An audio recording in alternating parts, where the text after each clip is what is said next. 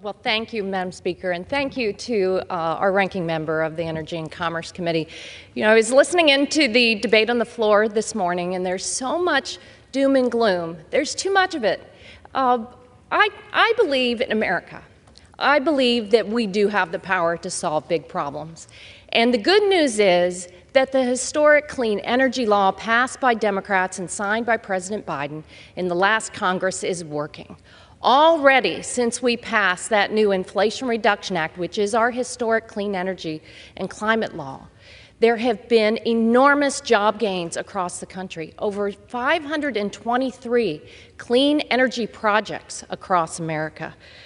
It's created about 210 clean energy jobs. Most of these jobs are going to working class areas, many Republican states, many Republican districts lifting them up. It's motivated about over $300 billion in private capital to come and boost communities, boost clean energy manufacturing.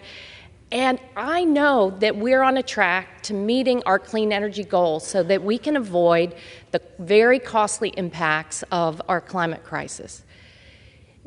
There is a different point of view on the other side of the aisle, let's be honest. There is a very clear contrast. And just look at what the GOP members here have focused on during their Dirty Energy Week.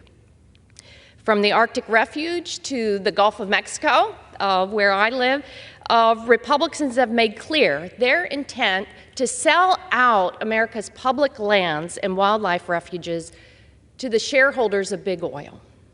On Wednesday, they passed a resolution that did nothing but celebrate fracking on public lands. And even in our committee this week, Mr. Pallone knows, we had this crazy debate where the Republicans passed bills that essentially reached into the pocketbooks of Americans and to take pennies and dollars out of their pocketbooks because they passed bills, and I hope they're not coming to the floor, to rescind energy efficiency initiatives for our home appliances. Manufacturers agree they can innovate better, and homeowners sure want more money back into their pocket when they buy a new air conditioner or refrigerator.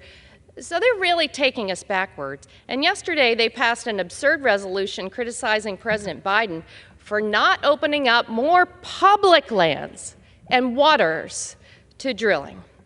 And today's Republicans, their polluters over people agenda continues the debate because they want to rescind our new Green Climate Bank, our Greenhouse Gas Reduction Fund, which is a historic, important element of the Inflation Reduction Act and everything we want to do on clean energy.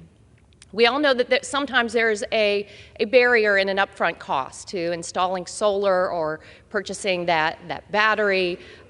This new fund will help motivate private capital to erase those barriers. It's going to help working class communities especially invest in solar power. That's great news for people who live in the Sunshine State, my neighbors. And it's going to open up all sorts of new, cleaner, cheaper energy options. These clean energy projects will support families and businesses across America who are eager to find relief from exorbitant electric bills. They'll slash harmful air pollution and help communities better withstand these extreme weather events by utilizing battery storage systems. Although all of these investments are wildly popular, Republicans still oppose these investments in America, these real solutions to lower bills, to create jobs, to build safer, healthier communities. Why? Because community-led clean energy projects aren't on the balance sheet for fossil fuel donors. So I urge my colleagues, let's move forward. Believe in America like we do. Buy America, build America, invest in our communities, invest in our neighbors, help them lower electric bills. I urge you to protect the Greenhouse Gas Reduction Fund, our historic clean energy, Green Climate Bank, and ensure that all Americans can reap the savings and the benefits of clean air and cleaner, cheaper energy. Thank you, and I yield back.